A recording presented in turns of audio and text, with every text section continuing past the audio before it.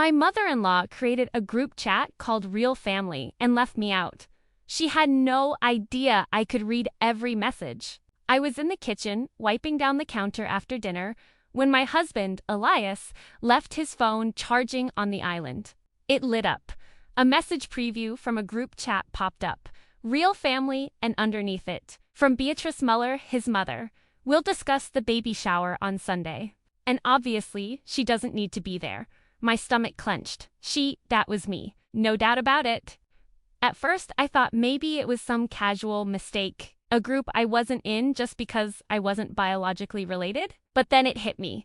Elias never mentioned a group like that. And the name? Real Family? That stung. I picked up his phone. I know I shouldn't have. But curiosity has a way of eating through morals like acid. The screen was still unlocked. And what I saw changed everything. It wasn't a group with dozens of distant cousins. It was just 7 people. His mother, his 2 sisters, his aunt, his cousin, Elias, and his father. Every single one of them was in it, except me. And for some reason, Elias never turned off message previews. I could read every single thing they said, every dinner, every party, every celebration. All of it had been discussed, planned, really, behind my back. But that wasn't even the worst part. They talked about me. Not directly. Not in ways I could screenshot and confront without being accused of overreacting. But in those snide, poised comments that feel like paper cuts to your soul. Beatrice, we just want him to be happy. He used to laugh more before. His sister, Emily, he never used to be so distant before she came around. His aunt, she never quite fit, did she?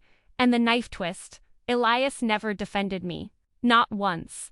He either ignored the comments or gave the kind of dry, neutral replies that were worse than silence.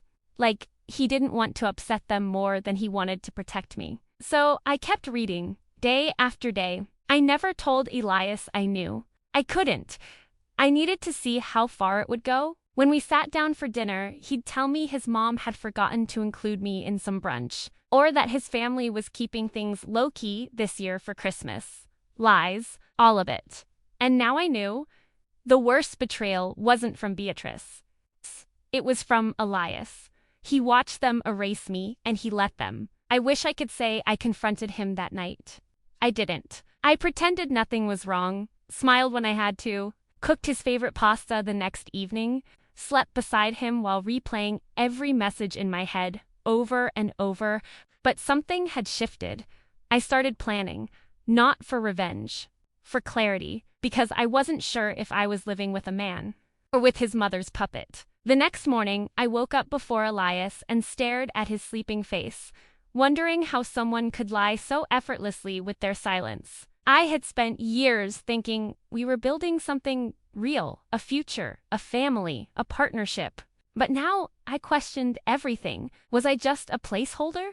A distraction until he found someone his family could really approve of? That thought made me sick. Still, I played along. That week, I became the perfect wife. I cooked more, laughed more, touched his arm when I passed by. I asked him about work. I acted like nothing was wrong, and he seemed relieved. Like he was grateful I hadn't noticed something. But I had noticed everything. By Thursday, the group chat lit up again. They were planning Elias's surprise birthday dinner. Beatrice wrote, "We'll do it at the vineyard in Neuchâtel, very private. Family only, of course." Amelie chimed in, "Should we tell him it's just a wine tasting, so she doesn't find out?" And then Elias replied, "Good idea. She's been a bit sensitive lately." I had to leave the room. I ran to the bathroom, locked the door, and sat on the cold tiles until the tears stopped burning my cheeks. Sensitive? I wasn't being sensitive. I was being erased, bit by bit. That night, I decided to test him. I mentioned I'd seen a flyer for a vineyard tasting that weekend and thought it might be nice for us to go. He hesitated, then smiled too quickly. "Oh, yeah, maybe. But I think I'll be busy Saturday," he mumbled. "Might have a work thing." I nodded. Of course. That Saturday, I let him leave. I even packed his coat for him. He kissed me on the cheek and said, "I'll be back late." I waited 10 minutes after the door closed before I opened my laptop and pulled up the group chat from the desktop syncing app. He'd forgotten I once helped him install it when he changed phones last year. The photos were already coming in. Long wooden tables covered in flowers and wine glasses. Beatrice in a pastel suit. Elias, smiling, holding a glass of champagne while everyone sang to him. There was a cake, balloons, a sign behind him that said to our golden boy, not even a mention of me, not even a lie to include me. But then came something I didn't expect. A message from his cousin, Sophia. She's not here, right? Then Beatrice replied, God, no. I'd never allow that woman near a day like this. And Elias? He reacted with a laugh emoji. That was it. No neutral reply, no ignoring, no awkward silence. He laughed. He had finally picked a side, and it wasn't mine. That night, I didn't sleep. I laid in bed with my eyes wide open, listening to the hum of the fridge and the soft ticking of the clock, every sound louder than usual in the silence of betrayal. Elias came home just after midnight, smelling like expensive wine and someone else's affection. He kissed my forehead and whispered, the tasting ran late. Sorry, I murmured something and turned away. The truth is, I wasn't just hurt. I was humiliated. They had laughed at me, lied to me. And for what? Because I wasn't born with the Muller name? Because I didn't wear pearls and, quote, opera like Beatrice wanted? I started documenting everything. Screenshots, photos, I even recorded a few voice notes to myself, just in case I ever forgot how it felt to be erased like that, one group chat at a time. A week later, another notification arrived. Beatrice, he still hasn't asked for a divorce. Do you think he's afraid? Amelie, he's too soft. He hates confrontation. He needs a push. Sophia, maybe we give him one. They were plotting. Slowly, quietly, carefully, but definitely plotting. That's when I decided I wasn't going to wait around to be discarded like a failed investment. If they were going to play chess, I was going to be 5 moves ahead. I started being strategic. I found ways to bring up the idea of marriage counseling in front of Elias, lightly, casually, just to see his reaction. He flinched every time. I suggested we visit his parents for dinner. Suddenly, I was eager to reconnect, to bond with the family. He looked horrified, said they were busy, said his mom was not feeling well lately. So I sent flowers, a handwritten note, thinking of you, Beatrice. Hope we can catch up soon. She never replied. But in the group chat, Beatrice, she's mocking me now. Amelie, she's dangerous. We need to end this. Sophia, let's just expose her. The baby thing, maybe? The baby thing? I froze. What baby thing? There had never been a baby. I wasn't pregnant. I wasn't trying to be. What were they talking about? That night, I scrolled through months of old messages in the group, trying to find any reference. And finally, I found it. 6 months ago, Elias had told his family that I'd faked a pregnancy to keep him from leaving during a rough patch. He said I'd bought a fake test, lied to his face, manipulated him. That never happened. Never. In fact, he was the one who broke down crying in our hallway the night I told him I couldn't get pregnant. After months of tests and silent hopes, I'd finally given up. And he had held me, swearing that none of it changed how he felt about me. He lied to them. Or maybe he lied to me. And now, they were going to use that lie to destroy whatever was left of me. But they had no idea I knew. They had no idea I'd read every single word. And they had no idea that I had already started talking to someone. His name was Tobias.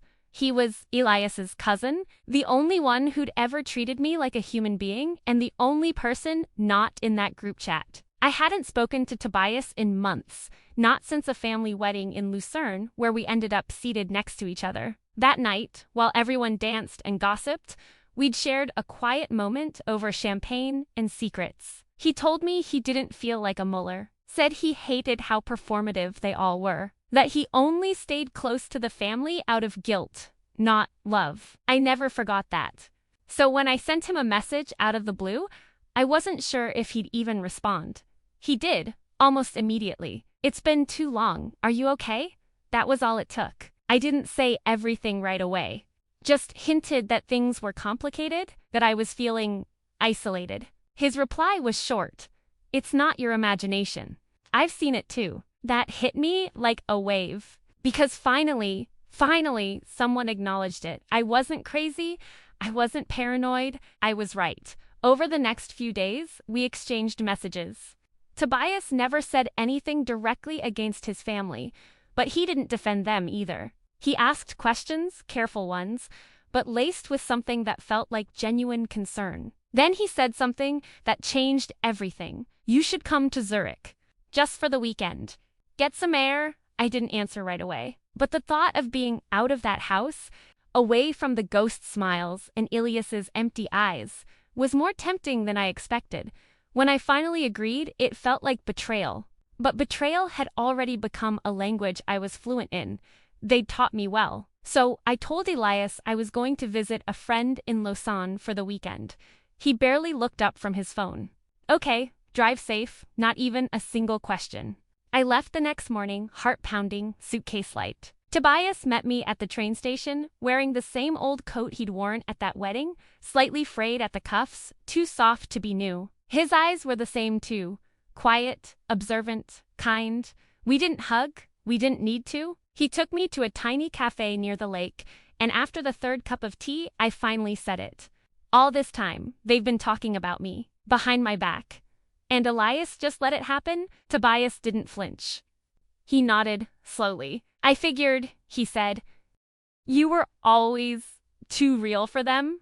I almost laughed. It was such a strange thing to say, but it felt right. I told him everything. About the group chat. About the fake pregnancy lie. About the birthday party. I even showed him a few screenshots. He didn't ask why I hadn't left Elias yet. He just listened. When I finished, he said quietly, you know, if you ever needed someone to back you up, ... I'm not afraid of Beatrice. I stared at him. You'd go against your family. He met my eyes. I already have. And just like that, a new kind of plan started forming. Not revenge, not drama, but truth. Because they thought I was weak. They had no idea what I was about to do next. When I got back home Sunday evening, everything looked exactly the same. The hallway light still flickered, Elias's shoes still sat crooked by the door, and our wedding photos still hung slightly off-center on the wall. But something inside me had shifted. I no longer felt like the woman trying to belong. I was done begging for space in a family that had already decided I was disposable. The next morning, I printed everything. All the screenshots, every comment, every message about me, around me, against me. I put them in a sleek black folder. No dramatics, no highlights, just cold, clear facts. I left the folder on Elias's side of the bed and went for a walk. 2 hours later, he called me. His voice was shaking. Where did you get all that? I didn't answer the question. I just said, read it carefully. Don't call me again until you know exactly what you're going to say. And I hung up. He didn't call again that day, or the next. But Beatrice did. She must have gotten into a frenzy, because her number popped up 3 times on my phone, then once from a blocked number. I ignored every call. Then a message came in. You need to stop manipulating my son. This is harassment. I laughed, out loud, in the middle of the grocery store. It was textbook Beatrice, twisting the narrative until the villain wore pearls and the victim held a folder. I took a screenshot of her message and saved it with the rest. Later that week, Tobias called. I've been thinking, he said. You don't just need to leave. You need to show them why they'll never have power over you again. He was right. Quiet exits don't make noise. And these people only listened when they were afraid of being exposed. So IRS VPD to the next Mueller family event. Beatrice's birthday dinner. She would never invite me, of course. But Elias did. Probably out of guilt or fear or both. When he texted, "You're still family," I almost choked on the irony. Still, I said yes. That Saturday, I walked into the restaurant in Geneva in a slate gray dress, hair pinned up, face calm, every eye turned. Even Tobias looked slightly stunned. Beatrice's smile froze the second she saw me. "Darling," she said tightly, "I didn't know you were coming." I leaned in and kissed her cheek. Well, it's family only, right? Elias sat like a statue at the other end of the table. He hadn't spoken to me in person since the folder. But I didn't come for him. I came for her. Halfway through the meal, I stood up and gently tapped my glass with a fork. The clinking silenced the table. I just want to thank you all, I said, voice steady, for being so honest behind my back. It really helped me see things clearly. Beatrice's fork stopped mid-air. And Elias, I continued, thank you for showing me exactly where your loyalty lies. Amelie scoffed. Is this a joke? No, I smiled. It's closure. I reached into my bag and slid a stack of envelopes down the table, one for each person. Inside? Copies of the group chat printouts. I thought you'd all like to see what loyalty looks like in writing. Silence. Shock. Tobias hiding a smirk. And me? I felt lighter than I had in years. Because I wasn't their outsider anymore. I was their reckoning. The fallout was immediate. Beatrice didn't even open the envelope. She just stared at it like it was toxic. But her sister, the aunt who'd once called me a phase, tore hers open right at the table. Her lips moved as she scanned the messages, eyes darting left to right. Her face drained of color. Amelie was the first to speak. Where did you get these? I tilted my head. Does it matter? They're your words. You should own them. Elias still hadn't looked at me. His hands were clenched under the table, jaw tight, but I didn't need his reaction anymore. His silence had been louder than anything he could say. What surprised me was Tobias. He stood up, calmly, hands in his pockets, and said, She's not the one who should be embarrassed. All of you should be. Then he left. No drama, no speech. Just a quiet exit that shook the entire table. I followed minutes later. I didn't look back. The next morning, I woke up to 23 messages from Elias. I didn't read them. I didn't have to. But one thing I did read, the group chat. Because, yes, it was still open. Elias hadn't changed the password. Maybe he forgot. Maybe he didn't care. Or maybe deep down, he wanted me to keep watching. And what I saw? Beatrice had removed everyone from the group. Everyone except Elias. Then she renamed it. Just Us.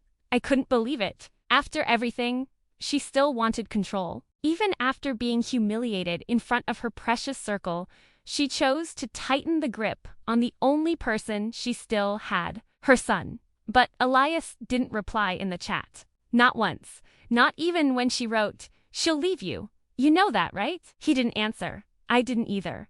Instead, I called a lawyer. Not to file for divorce. Not yet. I needed to understand what I was walking away from. What I was entitled to. What secrets Elias might still be keeping. Financial, emotional, or otherwise. The lawyer, a woman named Marianne Schmid, was sharp and fast. After I explained the situation, she asked one question. Does he know you're consulting? No. Good. Don't tell him. Let him keep thinking you are unsure. And she was right. Because power shifts in silence. And I had been silent for too long. A few days later, Elias finally cornered me in the kitchen. You made a fool of me, he said quietly. I looked up from my tea. No, you did that on your own. I just passed out the copies. He flinched. I never meant for it to get that far, he murmured. I thought if I just kept the peace. You mean kept me quiet. He didn't deny it. And then came the words I didn't expect. I think we should separate. At least for a while. I stared at him. He thought he was taking the lead. That he was making the decision. That he still had control. I almost laughed. But I didn't. I just nodded. I agree. And in that moment, he looked more lost than I'd ever seen him. Because, for the first time since we met, I wasn't waiting to be chosen. The next morning, I packed a small suitcase. Not out of spite, not to make a scene. Just the basics. A few clothes, my passport, my laptop. I left the wedding photo on the dresser. It didn't belong to me anymore. Elias watched from the hallway as I zipped the bag shut. He didn't say a word. That silence? It spoke volumes. I'll stay with a friend? I said flatly, slipping on my coat. He nodded. Okay. And just like that, I walked out. But I didn't go to a friend's. I went to Zurich. Again. Tobias opened the door before I even knocked. He looked exhausted, like he hadn't slept since the dinner. But when he saw me, his face softened. You came. I didn't know where else to go, I admitted. You came to the right place. And for the first time in weeks, I believed someone. That night, we sat on his balcony overlooking the quiet city. The chill in the air made me wrap myself tighter in his blanket. We didn't talk much. We didn't need to. There's something about shared disillusionment that creates instant understanding. Eventually, I broke the silence. They never saw me as part of them. No, he agreed.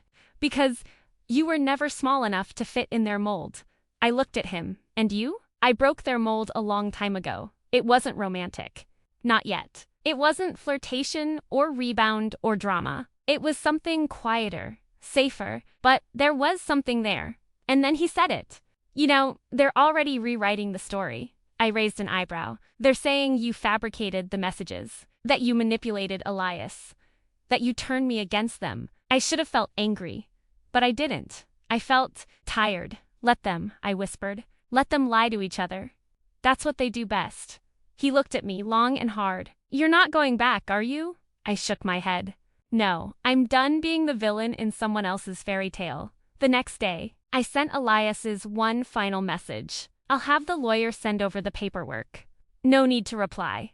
He didn't. But 2 hours later, Beatrice posted a photo on her social media, a black and white shot of Elias as a child, captioned, "Some women will never understand what a real family looks like." The comments were full of sympathy, praise, support. That was her strategy. Turn the spotlight onto herself. Paint me as a stranger who intruded, disrupted, and left chaos behind. But I didn't care, because I had something they'd never understand: peace. In the weeks that followed, I expected to feel regret. I didn't.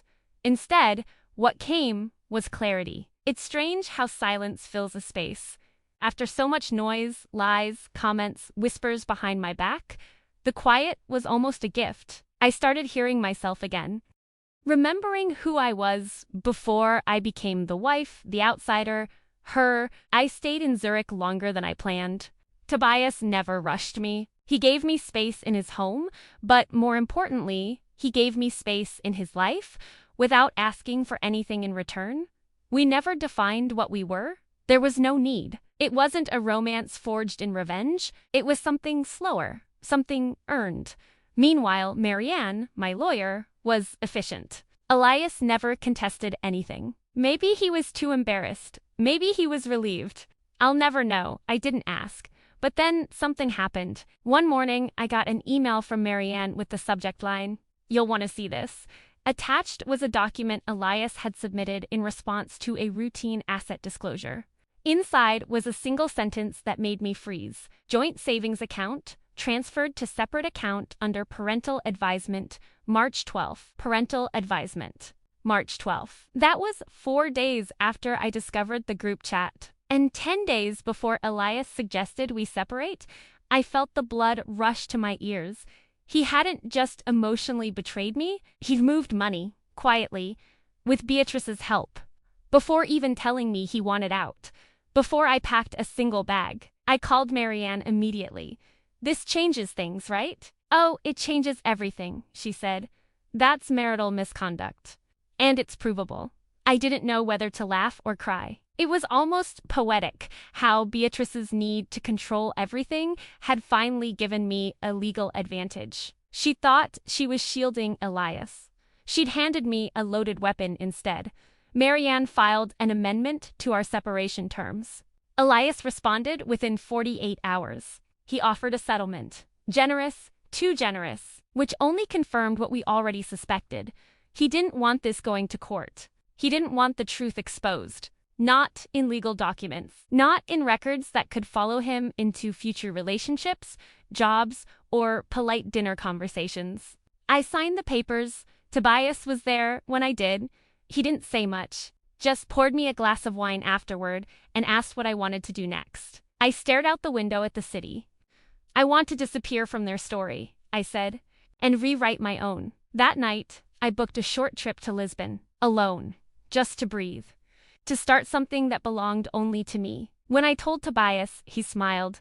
"Good, take your story back."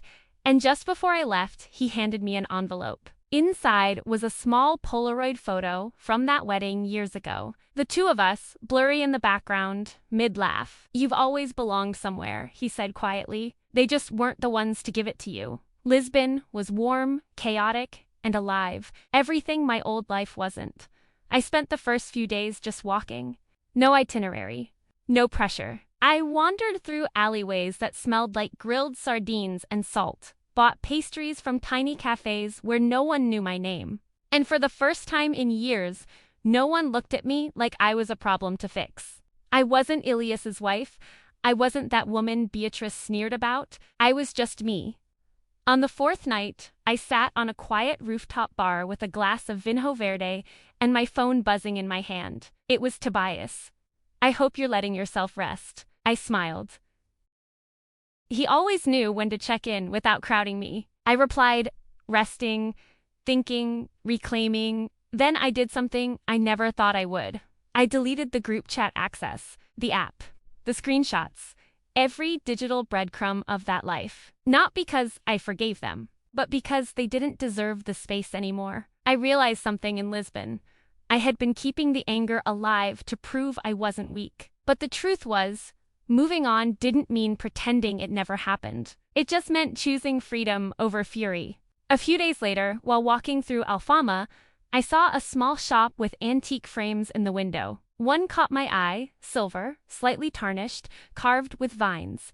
I bought it, not for a wedding photo, not for old memories, but for the Polaroid Tobias gave me, that blurry picture of two strangers laughing in the background of someone else's story. It felt like a beginning.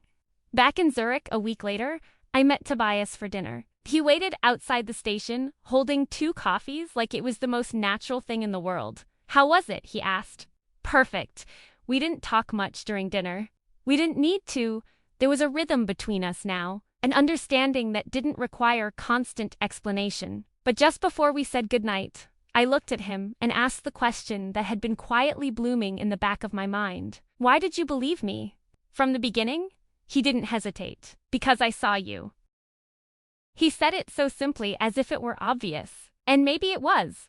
The next day, Elias sent me one last email. No greeting, no emotion, just a cold line of text. "She's sick. I thought you'd want to know." I stared at it for a long time. Beatrice, the woman who spent years trying to erase me. Now she was fading. And I was being asked, passively, to care. I closed the message. Did I care? I didn't know. But I knew this. I wasn't going back. Not for guilt.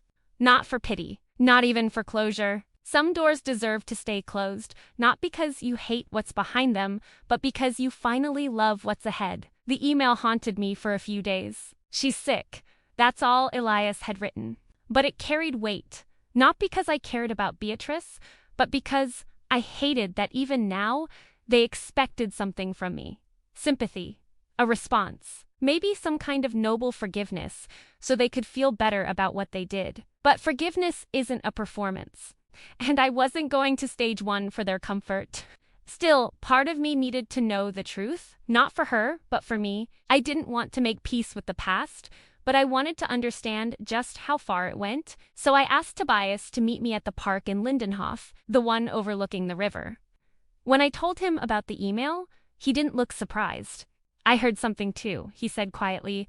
"Pancreatic cancer. Stage 4. It's real." I nodded, unsure how to process it. "She spent years making me feel invisible," I whispered. "And now I'm supposed to care that she's disappearing?" "You don't have to care," Tobias said. "But you get to choose if you want to carry that weight around for the rest of your life." It wasn't about Beatrice anymore. It hadn't been for a long time. It was about me, what I was willing to keep, and what I was ready to put down.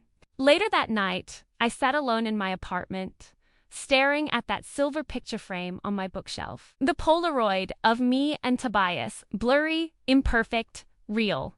And I wrote a letter, not to Beatrice, not even to Elias, to myself. I wrote about everything I'd lost, everything I'd gained, about how grief and relief can sit in the same room and not argue, about how silence can feel like power, not punishment, about how sometimes surviving isn't loud, it's quiet, consistent, and private. I ended it with a single line.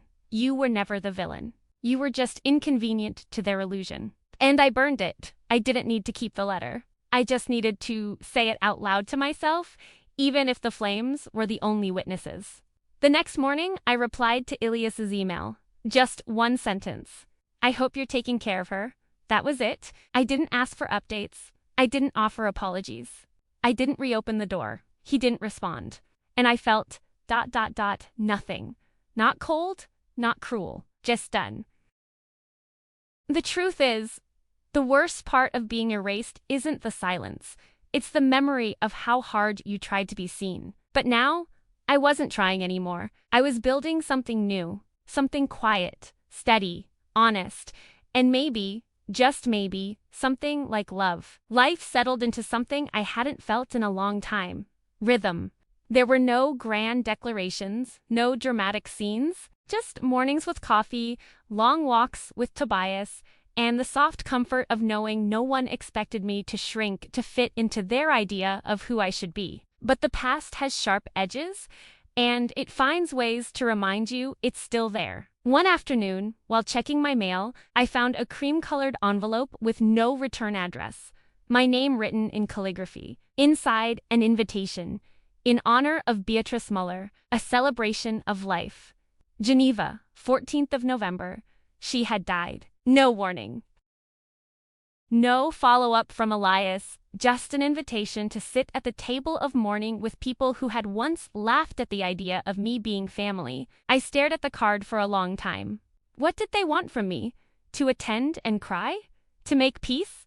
Or to validate the illusion that I had somehow been part of it all, even when I'd been systematically excluded? I told Tobias that night. He didn't tell me what to do. He just listened, and that was exactly what I needed. Later, I sat on my balcony with a glass of wine and the invitation on the table, and I thought about Beatrice. I thought about the group chat, about the birthday party, about the lie Elias told, that I faked a pregnancy, and I thought about the photo Tobias gave me, that blurry, laughing version of myself, someone full of life and hope, someone I'd almost forgotten I used to be. I picked up the invitation and I shredded it. I didn't want to mourn Beatrice. Not because I hated her, but because I had already done my mourning years ago. I had mourned the love I never received, the support I never had, the family I was never really part of. That grief had passed through me in silence, in tears, in therapy sessions, in sleepless nights. This was just a footnote. The day of the memorial, I didn't wear black. I didn't sit in a church pew. I didn't pretend. Instead, I went to a gallery in Zurich, alone. There was a photography exhibit, images of women laughing, crying, working, building, living. One photograph stopped me cold. It was a woman staring straight at the camera, tears on her cheeks, but her chin lifted, defiant, proud. The caption below it read, "Sometimes survival looks like leaving without slamming the door." I stood there for a long time. That night, I called Tobias, told him I didn't go. "I know," he said gently, "and I'm proud of you. I don't know where this story ends yet. Maybe Tobias becomes something more. Maybe we stay exactly as we are, two people who found each other in the wreckage and decided to walk out together. What I do know is this. I was never the villain in their story. They just didn't know how to write a woman who didn't beg. The final act of grief is letting go of the need to be understood. I learned that in the months after Beatrice's funeral, as the dust settled and life resumed, quietly, normally, almost insultingly so. No more group chats. No more subtle digs or fake smiles at family dinners. Just silence. It turns out, when you stop fighting for a seat at the wrong table, you realize how many others were always open, waiting. I started working again. Freelance writing at first, then consulting for a small publishing house in Basel. They liked my tone, honest, unsentimental, direct. I smiled when they told me that. It felt good to be recognized for the very things Beatrice had once tried to crush. Tobias and I kept things simple. We didn't talk about the future much. It wasn't avoidance, it was respect. We knew what rushed promises could do to people. We weren't building a fantasy. We were rebuilding trust, carefully, piece by piece. But Elias? He stayed quiet until one Sunday afternoon. when a letter arrived. Not an email, not a text, an actual letter. His handwriting. I stared at it for a long time before opening it. Inside were just 3 short paragraphs. I don't expect forgiveness. I wouldn't know what to do with it if you gave it to me. They told me I was weak, and I believed them. I let them convince me that loving you was some kind of rebellion I couldn't afford. You were never the problem. You were just inconvenient to the lies we were all telling ourselves. I folded the letter and placed it in a drawer. I didn't cry. I didn't respond. That was the difference between then and now. I no longer needed to perform healing for anyone else's benefit. A week later, Tobias and I drove to a lake just outside Lausanne. The sky was low and gray, and the water looked like metal, but it was peaceful. He handed me a coffee, leaned against the hood of the car, and said, "Do you ever think about how things might have turned out differently?" I knew what he meant. Not us. Them. No, I said simply, because different would have meant smaller. And I'm done shrinking. He smiled. Good, we didn't need to say more.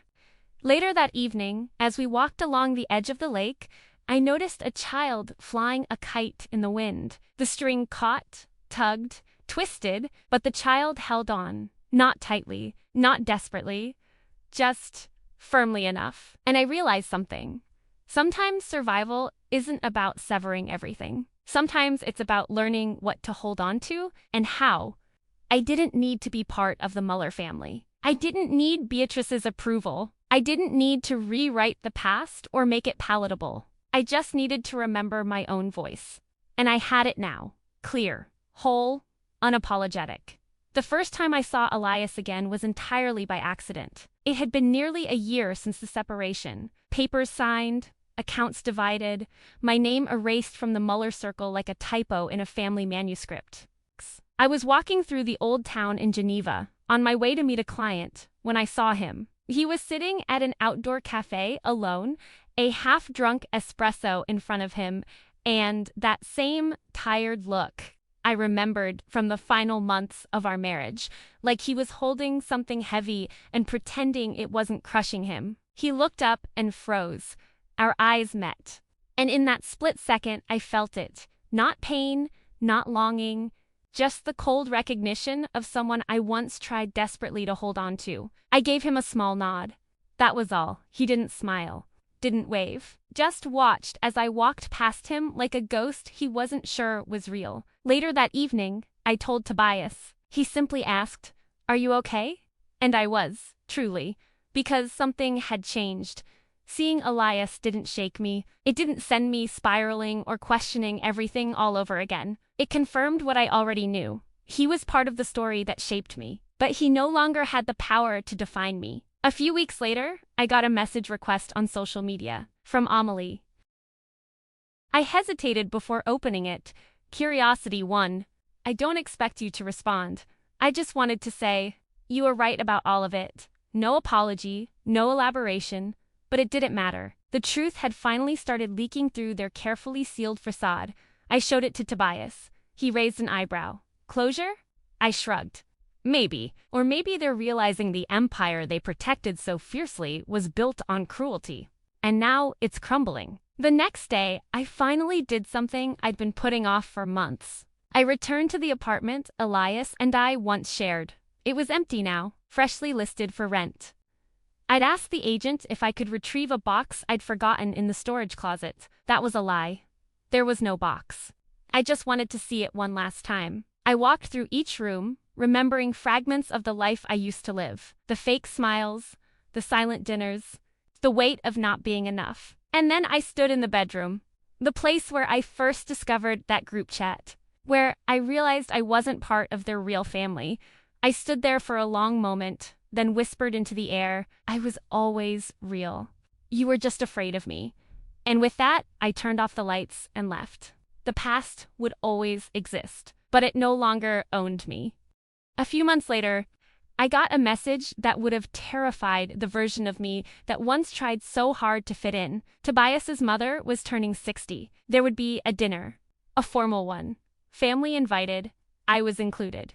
Part of me wanted to say no, not because I feared his family, but because of the echoes of Beatrice, still buried in the corners of my memory. I couldn't face another circle of whispers, another room full of careful smiles and knives behind backs. But Tobias just said, "They're not like them," so I went. It was in a vineyard near Lausanne. Warm lights strung between trees, long tables with fresh flowers, and laughter that didn't have sharp edges. Tobias introduced me simply. "This is someone I care about." No explanation, no credentials, no need to justify my presence. I was seated beside his aunt, a woman named Sabine, who wore purple eyeliner and talked about poetry and skydiving in the same breath. She leaned in after the first toast and said, "Tobias never brings anyone. You must have cracked something open." I smiled. He cracked something open in me first. It wasn't romantic. It was honest. And that honesty, that freedom to exist without shrinking, became the theme of the evening. No one asked me about Elias. No one brought up the Mullers, because no one saw me as someone's ex. They saw me. Later that night, Tobias and I sat on a bench overlooking the hills. The breeze was cool, and for a moment everything felt still. "You know," I said softly, "I used to think being part of a family meant being tolerated. Like it was something you earned by proving yourself." He looked at me, and now? Now I think the right ones don't make you prove anything. They just make space for you. He didn't say anything. He didn't have to. His hand found mine, warm and steady. We stayed there until the lights dimmed and the last guests wandered to their cars. And for the first time, I didn't feel like I was stepping into someone else's world. I felt like I was exactly where I belonged. Not because I fought for it, but because I stopped fighting for the wrong people. It's strange how healing sneaks up on you. One day, you're carrying the weight of 100 quiet betrayals, group chats, cold shoulders, the empty echo of your name unspoken in rooms where it should have meant something, and then, suddenly, you realize you're not carrying any of it anymore. You're just living. A year passed. I didn't mark the anniversary of my separation from Elias. There was no need. It was no longer a wound to be mourned, just a chapter that ended.